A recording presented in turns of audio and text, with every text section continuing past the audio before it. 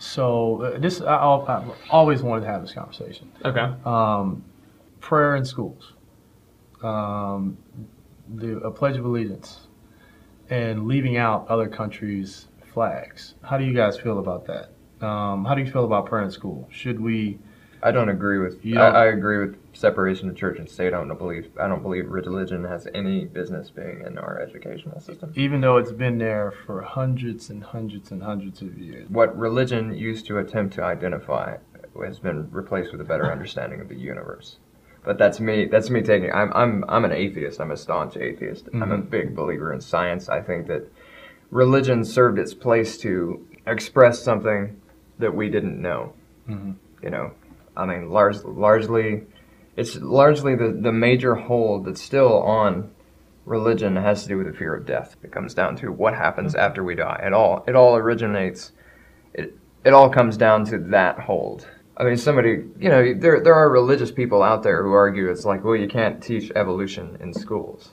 Mm-hmm. Like, we know certainly through the fossil record that the world is not 6,000 years old, as some fundamentalist groups want to be taught in schools. Mm-hmm. If they have their way, we're going to teach kids this.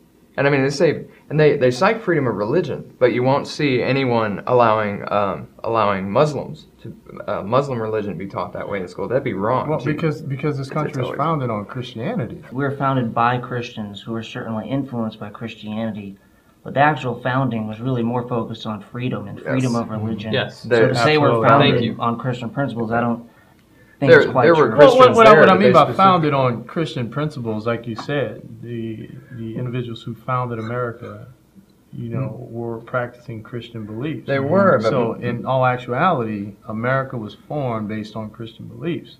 I think that. No, I understand what you're saying. I think I get it. That's freedom. The framing of the system was based a lot to specifically leave out the religious beliefs on the basis that they didn't want any kind of theocracy, particularly because they were Protestant and they had fought the theocracy in England before they came.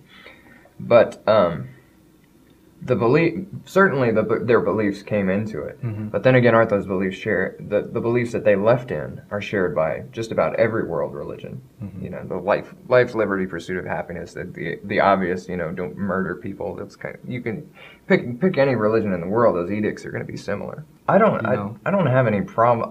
I think when you have it as prayer in schools, it implies that it's going to be a certain type of prayer and it's going to be forced. Do I think people should be allowed to pray?